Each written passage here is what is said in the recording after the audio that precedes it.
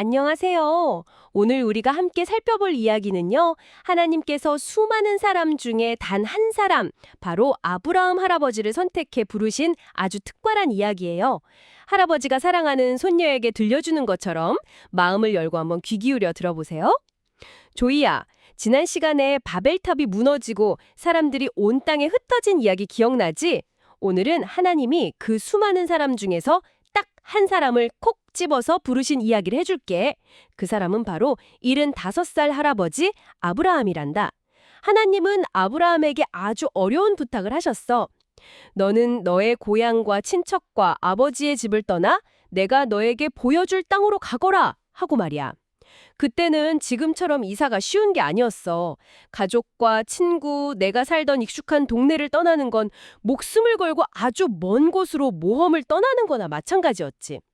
하지만 하나님은 그 어려운 부탁과 함께 정말 놀라운 약속을 주셨어.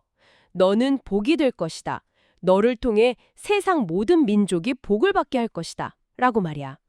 아브라함은 그 약속 하나만 믿고 모든 것을 정리해서 길을 떠났단다. 아내 사레와 조카 롯도 그와 함께 갔지. 아브라함이 오랜 여행 끝에 도착한 곳은 가나안이라는 땅이었어.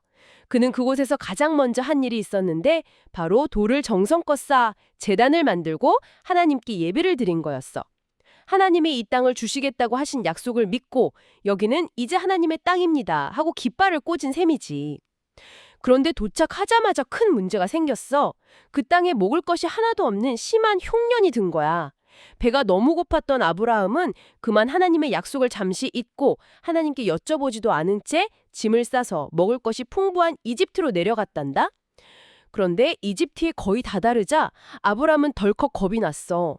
아내 사레가 너무나 아름다워서 이집트 사람들이 자기를 죽이고 아내를 빼앗아 갈까 봐 무서웠던 거야. 그래서 아내에게 이렇게 부탁했어. 여보, 사람들이 당신이 누구냐고 물어보면 내 아내라고 하지 말고 그냥 내 여동생이라고 말해주시오 하고 말이야. 이건 명백한 거짓말이었지. 아브라함의 걱정대로 이집트의 왕인 바로가 사레의 아름다움을 보고는 그녀를 자신의 궁전으로 데려가 버렸단다. 아브라함은 아내를 빼앗기는 대신에 바로 왕에게서 양과 소, 나귀 같은 많은 재물을 선물로 받았지만 마음이 얼마나 불안하고 괴로웠을까?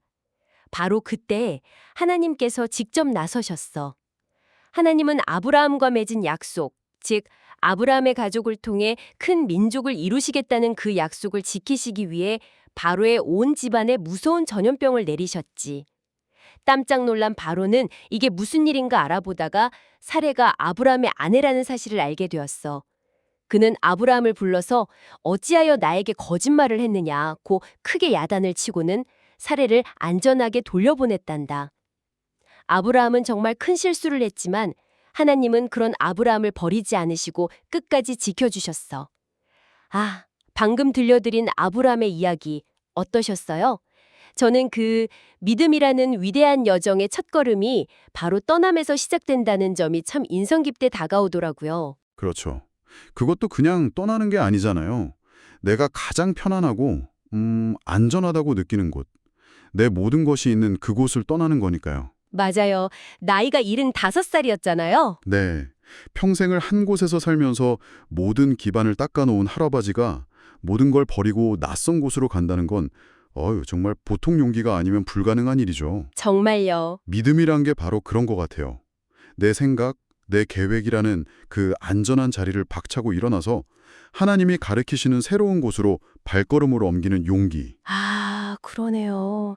아브라함의 그 여정을 지도로 그려보면 그 용기랑 또 흔들림이 더 명확하게 보이는 것 같아요. 흔들림이요? 네, 하나님의 말씀을 따라 떠날 때는 약속의 땅 가나안을 향해서 정확히 갔잖아요. 네, 그랬죠. 그런데 흉년이라는 당장 배가 고픈 현실적인 문제가 닥치니까 그만 하나님의 약속을 잃고 자기 생각대로 풍요로워 보이는 이집트로 방향을 틀어버렸죠. 바로 그 지점이 이 이야기의 아주 중요한 전환점이에요. 아, 이집트에서 보인 아브라함의 모습은 우리가 흔히 믿음의 조상이라고 부르는 그 위대한 인물의 모습과는 거리가 좀 멀어 보이죠. 맞아요. 목숨이 두려워서 아내를 동상이라고 속이는 거짓말을 했고 그 결과 아내를 세상에서 가장 힘센 왕에게 빼앗기는 정말 위험천만한 상황을 만들었으니까요. 네, 저도 그 부분을 들으면서 아니, 그 위대한 아브라함이 어떻게 이럴 수가 있지? 하고 깜짝 놀랐어요. 다들 그렇게 생각하죠. 근데 한편으로는 그런 위대한 인물도 우리처럼 두려움을 느끼고 그 두려움 때문에 어리석은 실수를 하는구나 싶어서 오히려 조금 더 가깝게 느껴지기도 했어요. 바로 그거예요. 그게 오늘 이야기의 가장 중요한 핵심이고이다. 아, 그런가요? 하나님은 아브라함의 완벽함이 아니라 그의 연약함과 실수에도 불구하고 그를 포기하지 않으셨다는 사실이에요. 아, 하나님께서 직접 이집트 왕 바로에게 재앙을 내리셔서 사례를 구해내신 장면을 보세요. 이건 아브라함이 기도를 잘해서나 그가 특별히 잘나서가 아니에요. 그럼요. 하나님께서 내가 너를 통해 큰 민족을 이루겠다고 하신 당신의 약속을 하나님 스스로가 책임지고 지켜내신 거예요. 와, 이 사건은 아브라함의 위대함이 아니라 어떤 상황에서도 약속을 지키시는 하나님의 신실하심을 보여주는 정말 중요한 대목입니다. 와, 그렇게 생각하니까 이게 완전히 새롭게 들리네요.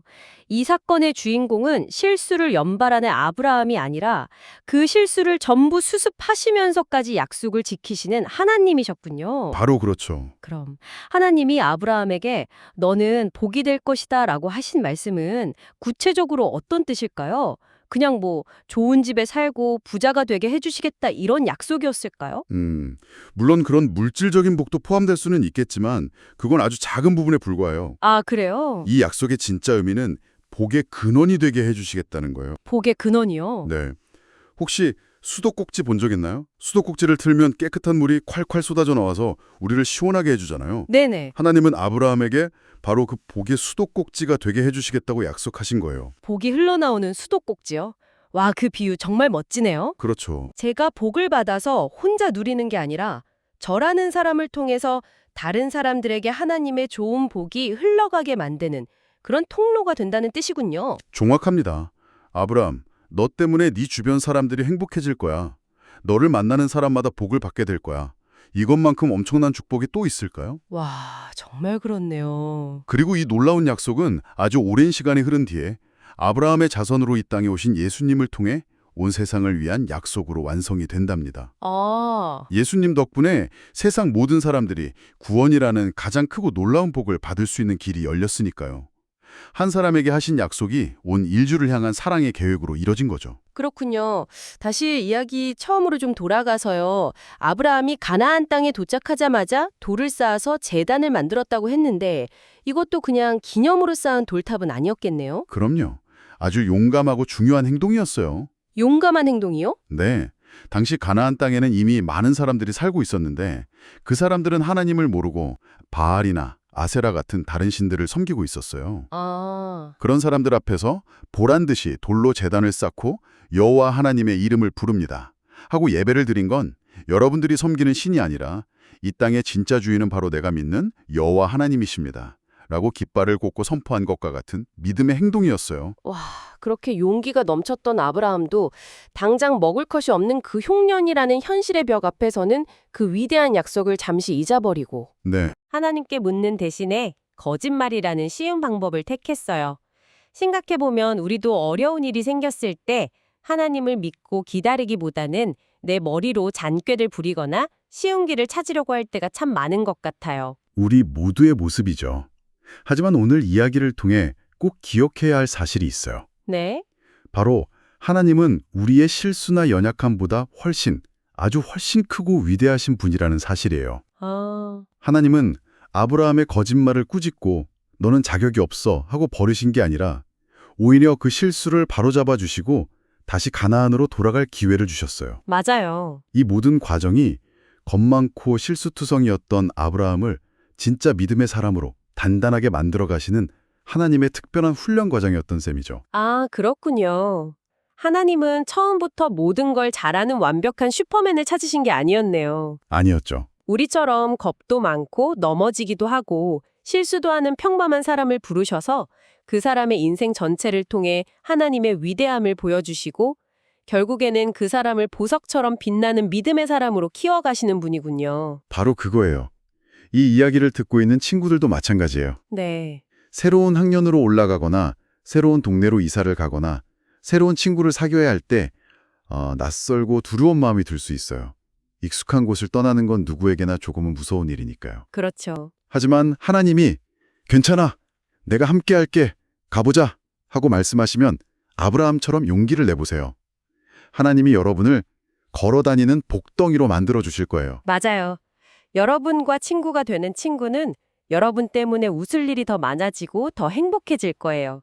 여러분이 바로 복의 통로가 되는 거죠. 네. 혹시라도 아브라함처럼 너무 무서워서 작은 거짓말을 하거나 실수를 하게 되더라도 너무 좌절하거나 난 틀렸어 하고 실망하지 마세요. 그럴 땐 하나님께 솔직하게 털어놓으면서 기도하면 돼요. 어떻게 기도하면 될까요? 하나님, 제가 너무 무서워서 거짓말을 했어요. 제 힘으로는 이 상황을 바로잡을 수가 없어요. 저를 좀 도와주세요. 이렇게요. 이렇게 기도하면 우리의 실수보다 훨씬 크신 하나님께서 모든 것을 바로잡아 주시고 우리를 가장 좋은 길로 다시 이끌어 주실 겁니다. 자, 오늘 아브라함의 이야기를 통해 무엇을 결심했나요? 저는 오늘 제가 가는 곳마다 제가 만나는 친구들마다 저를 통해 하나님의 복을 듬뿍 받게 하는 복의 통로가 되기로 다짐해 봅니다. 정말 귀한 다짐이네요. 그럼 이제 우리의 마음을 모아 하나님께 함께 기도하겠습니다. 사랑하는 하나님 아버지, 아브라함 할아버지를 부르시고 복의 근원으로 삼아주신 이야기를 들었어요. 저도 아브라함처럼 하나님 말씀에 순종해서 새로운 일에 용기 있게 도전하는 아이가 되고 싶어요. 제가 가는 곳마다 저 때문에 친구들이 기뻐하고 복을 받는 일이 생기게 해주세요. 가끔은 아브라함처럼 무서워서 거짓말을 하거나 실수를 할 때도 있어요. 그때 저를 혼내지 않으시고 지켜주시는 하나님의 사랑을 기억하게 해주세요. 나의 실수보다 크신 하나님을 믿고 다시 일어서겠습니다.